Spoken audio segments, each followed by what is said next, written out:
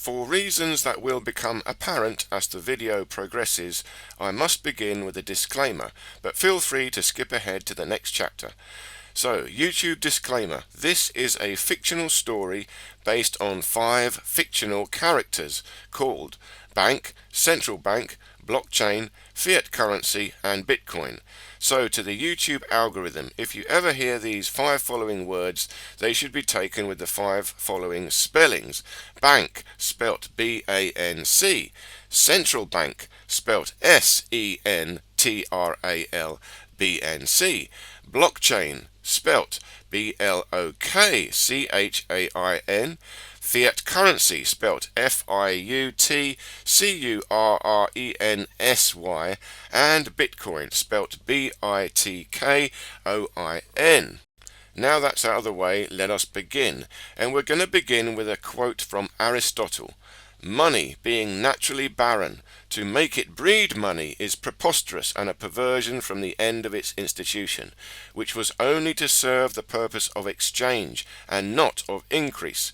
Men called bankers we shall hate, for they enrich themselves while doing nothing.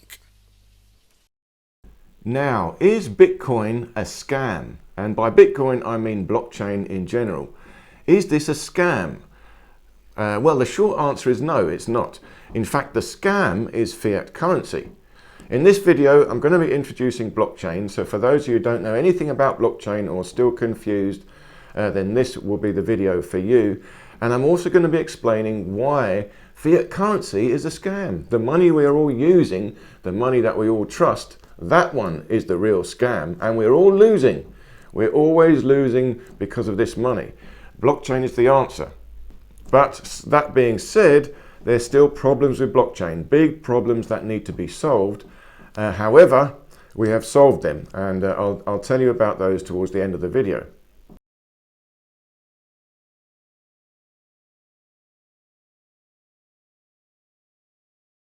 My name is Toby, and this is body efficiency training.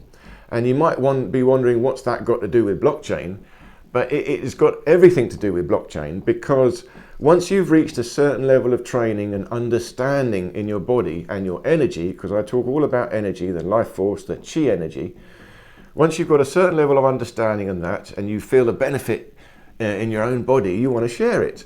Hence this channel, I want to share it. And once you get to that level, you also start thinking about, well, how can we build a better world? How can we improve the whole world for everyone? And blockchain really is the answer. I do believe that. But there's a way to go. There's still a way to go yet. We haven't quite seen its full potential.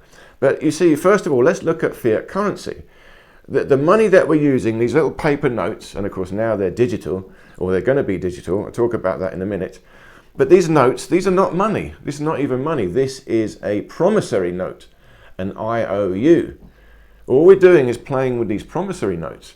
And these are given to us by the bank. It's IOU to who? Well, it's the name of the bank. These are private banks, centralized banks. And these guys just keep issuing them. They create more and more and more IOUs. And they could just do this indefinitely. And because of that, the value of them is always going down, always going down. So we're always losing value to the money we've got, this fiat currency. And if you think of it like this, it's very simple. If I were to do that, I'd be in big trouble. If every bill I got given to me, everyone wants to be paid, I just say, well, here's an IOU. I write IOU, I pay that bill. IOU, I pay that bill. The workman comes, IOU, I pay that bill. Every bill I just write IOU, IOU, IOU. Sometimes someone's going to come back. They're going to want to get paid. Here's my IOU. I just write another one. IOU, there you go, another one. IOU. How long do you think I would be able to do that before my whole world comes tumbling down? We're not allowed to do that. Well, that's exactly what the banks are doing. And it's more than that, of course, it's to do with the interest rate. There's an artificial interest rate applied to this money. And it's very important to understand that, because true money is an exchange of value. I use a piece of gold because gold has got value in itself. It's got intrinsic value. So I can use it to exchange for something else of value. And gold is quite universal. We all like gold. We all accept gold because it's useful and we all love it. And it's hard work. It's hard work to get, so we value it. So I can use gold as money. And in fact, this is already enshrined in law. It's already written in law that debts cannot be paid with an IOU. A promissory note, the fiat currency we are using, cannot fulfill a debt. Only money, gold, can fulfill a debt. So we're lost in debt. We can never come out of debt because we're playing with these notes, these promissory notes. But as I said, true money is an exchange of value for the work you do. I can exchange something of real value for that. And now what they've done, the banks have applied an interest rate to that. So because of that, they're creating more. So with gold, you can't do that, can you? You can't say, well, we're the bank, we'll store your gold. Give me your gold, and in future, you leave your gold with us, and we'll increase it. We'll increase your gold. We'll apply an interest rate on your gold. So when you come back, we'll give you more gold. Well, they can do that because other people are giving them gold. So if you want more gold back, they actually have to give you from the other gold from other people. But if everyone suddenly came to the bank and wanted all their gold plus extra gold, the bank would not be able to do it. You see, true money, you cannot apply an interest rate to it.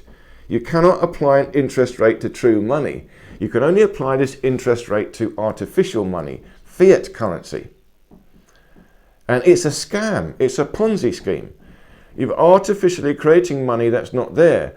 And if you're the one creating the money, well, that's not fair. I can't do it.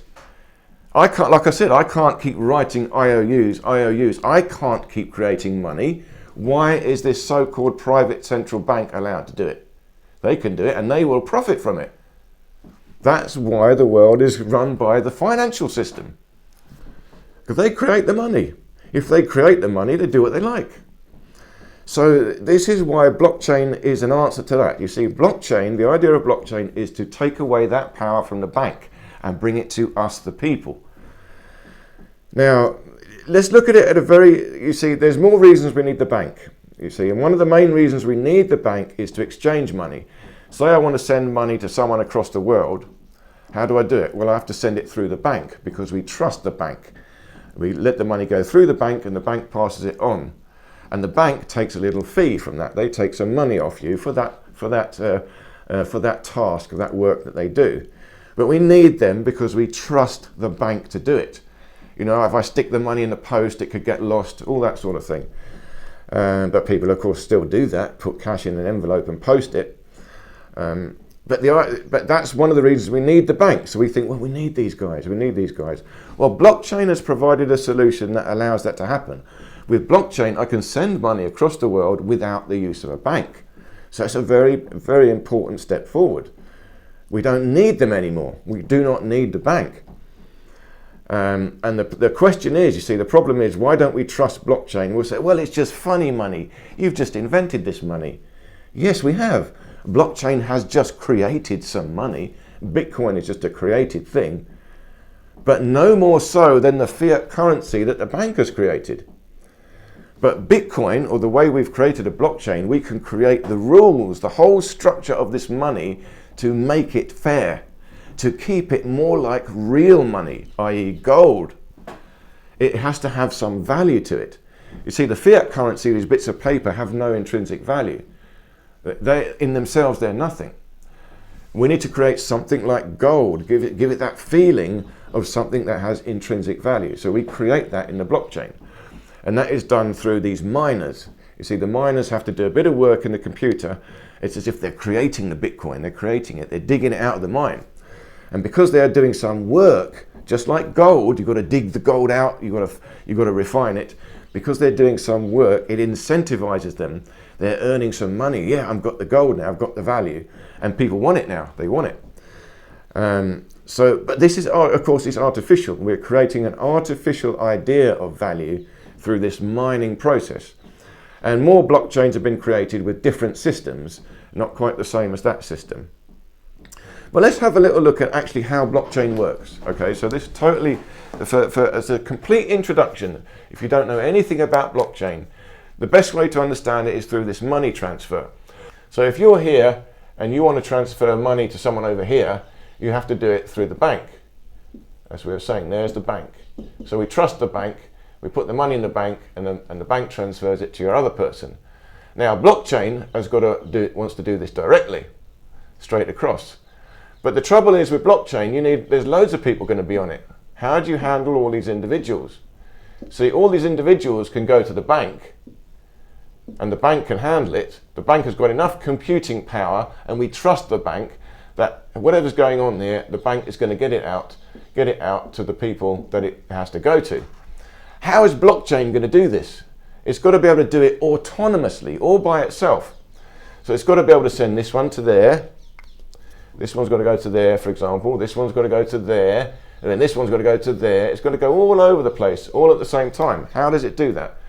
Now, in order to have a blockchain, we need to be able to create a trust. You see, we trust the bank. How do we trust each one of us? You see, each one of us are now separate. We become like our own bank. So each one of us has got to be our own little bank. And then we're passing money between each other directly. How on earth are we going to do this? We have to trust each one of us. And that's a tricky thing to do. You see, we trust the bank. We don't trust the individuals. How do we do this? Well, it needs cryptography. We need a certain level of cryptography. So we need to be able to know that nobody can hack into any of our little banks. Each one of this will be our wallet. You see, our own bank we call our wallet. But this, of course, is a digital wallet. And this wallet is controlled a bit by cryptography. Very, very high level cryptography. So you'll have a thing called a key. You will have a key to this bank or a key to this wallet. But the key comes in two parts. You have a private key, and that is the one that you need. Only you know this. And it's a long digit number. I think it's 18 digits. So it's a long number, very difficult to crack this number. But you've got to keep that safe. You see, that is now it's nearly like a physical thing. You've got to write that number down, or you've got to they'll give you 12 words, 12 sequence of words that represents this number. So you've got to write that down on a bit of paper somewhere and keep that safe. Because if you lose that, you will not be able to get into your wallet. That is your private key. Remember, we need cryptography to make this work. So this is one of the issues with blockchain, is you have to be responsible for your own bank, your own wallet. It's at the bank now, they do it. We trust the bank. All we have to do is tell them our date of birth, get our voice print. But how many times have our identity been hacked at the bank? How many times has fraud happened in the bank? It's very poor security, you see, but we don't trust ourselves. We have to. This is much greater security. And it's important to understand no blockchain wallet has ever been hacked. Now, I can't be sure about that, but I'm pretty sure no wallet has ever been hacked directly. You see, you can't hack into this. This is such good cryptography. The only way that hacking has happened, it's through a third party. They might hack your computer and find your private key, and then they could get in. Or they hack an exchange, a website, and there they find your details. And once they got their details, then you can get in. So it's the intermediate websites that are not secure enough. You know, there's a lot of work still to be done. But the basic principle of blockchain is good. This private key is very good cryptography. And they also do, all blockchains are verified by independent analysis. So it's called open source. They share the code. Everyone can see how the program works, and they can analyze the security. And they won't let it out until it's been analyzed by, 4 or 5 independent security computer firms. So now anyway, so you have the private key that only you know, and then you also have the public key. Public key. So the public key is the number that everyone knows. So if they want to send you money, they'll send it to your public key. That means it will go to you. All right, but only you will be able to send that money out. You have to use your private key to get into your wallet to send that money out again. So this is the cryptography that is used, a public key and a private key. And this is proven to be very good. Now the only problem is, once we get to quantum computers, the next level of computing power, we will be able to hack this. This is a long code. But if you had a quantum computer and you put it at, say, a Bitcoin wallet, it might take 1 year, 2 years, but eventually you'll be able to crack it. So we do need to increase the level of this cryptography. And it's being done. You see, we're working on it. It's called post-quantum cryptography, and I'll talk more about that later. But this cryptography is getting better and better and better. So soon this is going to be pretty much future-proof and infallible. Now the other problem we got with blockchain is, you see, how do we trust these guys? We've got to trust every user. How do I know this guy's not a criminal or this guy's not a fake? You see, how do we know that these are not going to somehow cheat? Well, we have to create a system of trust. All these people have to believe. You see, what we're swapping between each other is Bitcoin. So let's put it here, Bitcoin. Let's call this Bitcoin, okay? But it could be any crypto. So we all have to trust this Bitcoin. We all got to believe in it. And if we believe in it, we want it. So we're not going to scam the system. We want to get the system. We want to support the system. So they've created this idea of miners.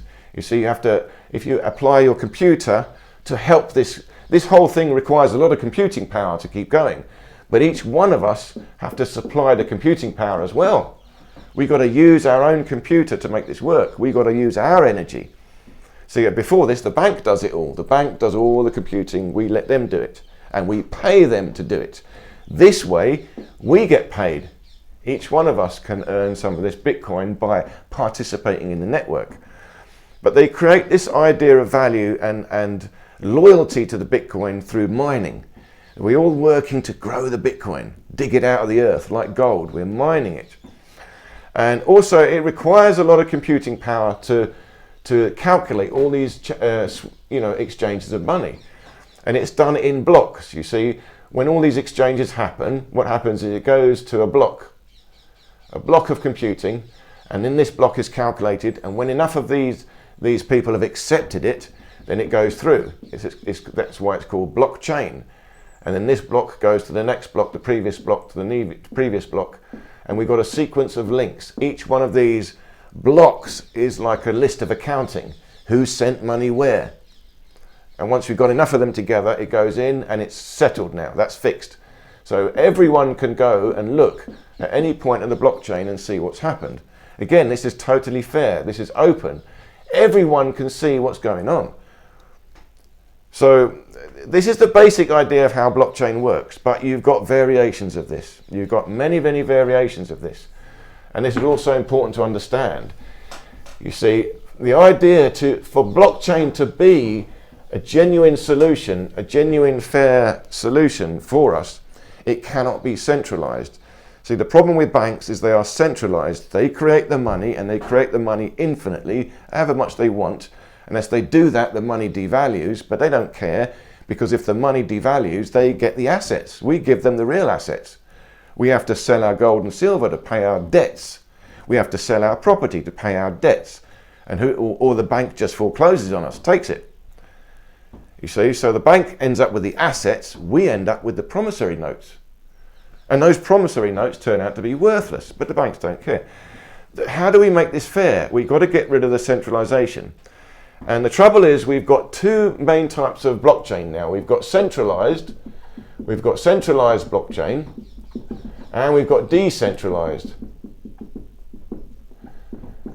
And furthermore, we've got open blockchains, and we've got private. So you can have blockchains that nobody can see what's happened. You can keep all that information private, but you must really trust that blockchain, and you can. These are very, very good now, and not all of them, but most of them. And then you have open ones like Bitcoin, where everyone can see all the transactions. We can trace them. So in a way, because you could trace the transactions, well, that's a disincentivization for crime. You don't want to be a criminal, because we can look and see exactly what's happened. And many scammers, many thieves have stolen Bitcoin or stolen crypto, and you could just trace them back, and they got the money back. Or they gave it back because they realized we're caught now, we better just give it back quickly. So it's already been proven. Again, the banks don't like this, or they're liking it now. I'll tell you why in a minute. But in the beginning, of course, the banks don't like this. Bitcoin is for criminals. All criminals use it. Criminals don't use it because you can trace what's happened. Well, I mean, they can use it because your identity is private and you've got to move fast. But the basic principle is it disincentivizes theft. Now, private blockchains are more difficult because you can't trace them. You can't trace them. So criminals might be using private blockchains more. But again, you have no right to assume that. We cannot assume you're a criminal just because we can't see your transactions. You see, we can't see each other's bank transactions, doesn't mean we can't assume we're criminals. Criminals use the banks all the time. The banks are well known to launder money all the time. The banks are criminals, they do the same thing. So anyway, you've got these two. Now, what we have here, what we really want is true decentralization. And I talk about that in my previous videos. True decentralization allows all of us, each one of us, have equal access to the whole network. And centralization means one small group of people can control it. So centralized now is coming out. We've got CBDCs. We've also got now Fed. All these sort of things are coming out. All these are centralized. So it's still a blockchain, but it's controlled by one small group of people, and they can control everything. They can turn off your wallet, take your money away, add money, they can do anything to anyone. So this is really very, very dangerous. We do not want this. Decentralized, you can't. And the only way to really guarantee a decentralized blockchain is for it to be open sourced, so that we can all see it. We can all analyze the code, and we can all see for ourselves, okay, this is fair and square. So we want decentralized, open sourced blockchains. These are the ones that guarantee that we are going to be fair and square and honest. Okay, very, very important to understand that. But you see, the trouble is with blockchain is people are still using it for the wrong reasons. We're still investing in blockchain because we want to make more dollars. It's all about making money. 99% of the people investing and playing with cryptocurrency is to make more dollars. They want to make more dollars. So you buy Bitcoin, Bitcoin goes up, you sell it to make more dollars. You're still chasing fiat currency, dollars. So the whole thing is going in the wrong direction. And we can safely forget all about that. We have to forget all about dollars. No more dollars. No. We don't want to play that game. We want this side. It's totally different. You see, we want to move towards a world where cryptocurrency is directly exchanged for value or services. We don't ever need to go back to dollars. We don't ever need to go back there. We have this and we use this. The banks are then completely out of the picture. At the moment, the banks still don't really mind it because we're buying in and out of crypto, buying in and out. We're still trying to increase our dollars. So that's one of the big problems with blockchain that we've got. And the other big problem we've got, and this is the biggest one really, is trust. You see, we still don't know, we still can't guarantee that these are not created artificially. In other words, we need to know that every blockchain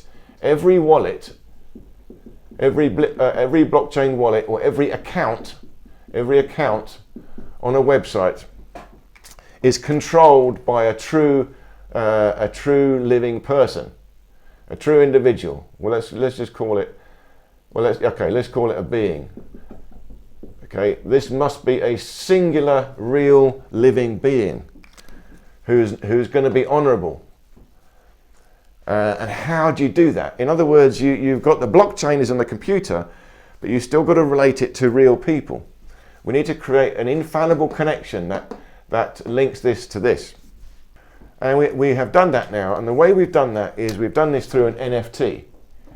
Now, again, an NFT, you must have heard of NFTs, but let me introduce NFTs to you. So we've got the blockchain, this network of users, of wallets. And these wallets, so here's another wallet, these two wallets can exchange money, okay, you can exchange a coin, Bitcoin, say. So that's one thing that runs on this chain. But now we've got another thing called an NFT, a non-fungible token. This is a singular individual item. So Bitcoin is fungible, they're all the same. Whichever Bitcoin swaps A to B is all the same. An NFT are individual items. Each one is different, totally separate. So these are like individual assets. Bitcoin is like your gold. Gold is all the same. I've got a stack of gold, but these are all like my individual assets, my painting, my car, my house, my birth certificate, anything of value, individual item. These are like your assets, and these can also now be exchanged, sent back and forth on the blockchain. Individual items can be passed. So this is very, very interesting. Now blockchain has got much more control. And of course now we can program blockchain, it's programmable. We can create money systems, we can create like direct debit payments, and on a monthly basis we can program all this to happen. So we've got very advanced banking systems, but completely decentralized. No bank is needed, therefore no fees are taken. We can do this very, very low fees, or share the fees between everyone. Everyone who participates in the network can make a little bit of growth in their money. So that's what an NFT is, an individual item that can be passed. And now we've got a way of taking one of these NFTs. Okay, let's put it here. We take one of these NFTs, say here, okay? Now this is new technology. This is new technology, only now appeared. And we're the only ones to really be using this for this purpose. And it's thanks to a guy called Nicholas. But we take this NFT, okay, one singular item that's transferred in the blockchain, and we split this into two. We can now split this NFT into two halves. Very, very interesting. And this is done with a new cryptography. This is another cryptography that does this. Half of this NFT is on the blockchain. This lives on a computer. And this half can be passed around. Okay? Don't need that. Half of this goes there. This half, this goes to something outside the blockchain, a physical object. This goes onto a little chip, can go onto a little microchip that we can have in a card, an identity card. And this is a physical object. So half the NFT is on a physical object. And this half of the NFT, this physical card, would be required to access this half of the NFT on the blockchain.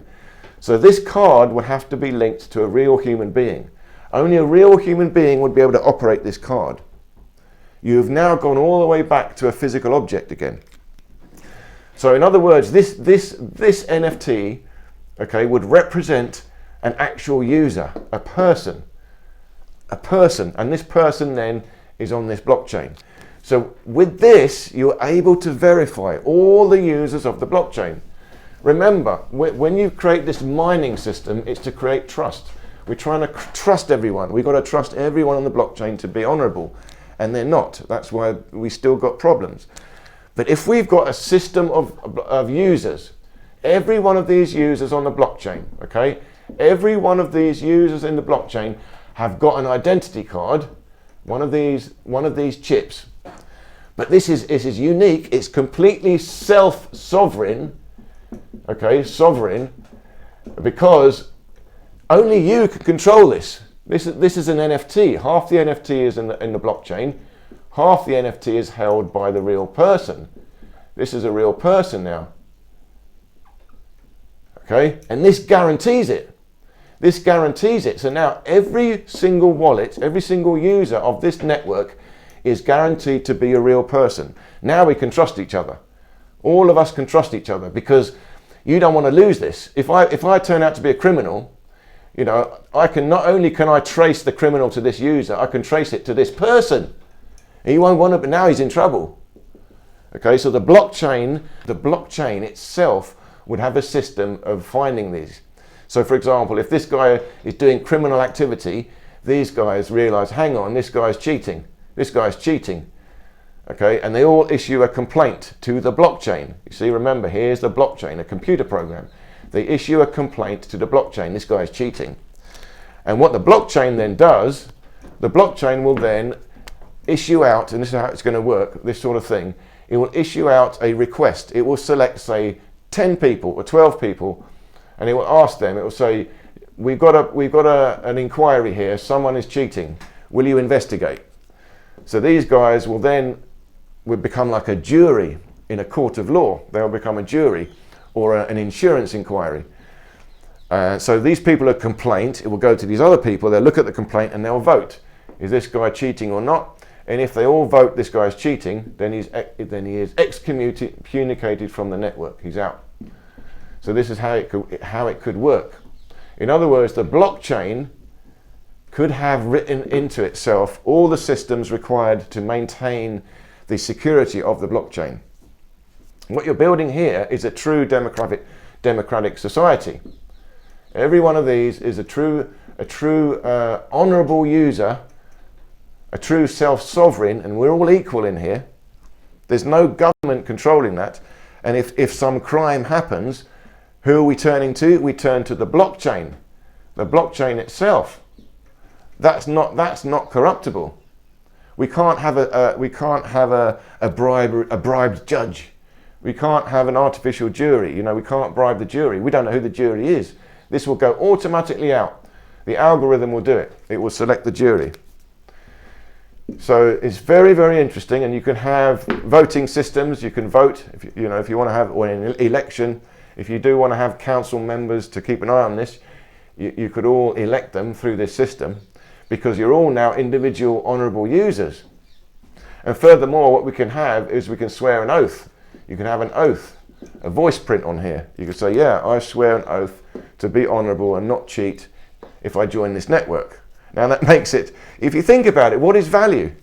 Value is really our own honour, our word. It used to be like that. If you write an IOU, that used to be something, because I put my value on it. I promise to pay you this, and I will. And that piece of word, your word was your bond. That's real value. And even the money they're playing with now is credit. You see, they're playing with credit. But they only get credit from people. Credit is the promise of future work. And in fact, they're taking our credit from us and selling it back to us with interest. So we are the people. We, the people, provide the credit. We're the ones that are going to do the work. And they're doing all these financial stuff on credit, which comes from us, the people. What if I say, no, I'm not giving you my credit anymore? We can't do that. This is how we do it. This is how we do it. So we've got a system now of creating this NFT that splits into two halves. And this makes blockchain very, very interesting. And I'm going to talk more about this in time. So to sum up this little talk, blockchain is not a scam. The idea is very, very good. It's a massive advancement in civilization. We finally found a way of doing accounting without human intervention. And the computer is not going to make mistakes. The computer is not going to be corruptible, not in of itself. It's only corruptible if it's centralized and a small group of people can control it. So we need total and true decentralization. And I'm going to talk more and more about this in time, so do stay tuned and check out my website. I'll leave the links below where you can learn more about the project that I'm talking about with this self-sovereign identity card that solves the problem of guaranteeing a network of genuine people. See, it's a big problem we got now in social media: fake accounts, spam attacks, bots, robots, bot accounts. You don't even know if it's a real person or not. And you've got AI. You don't even know that's real now. AI will have accounts. This method of creating an identity card for a real person, no AI can get in.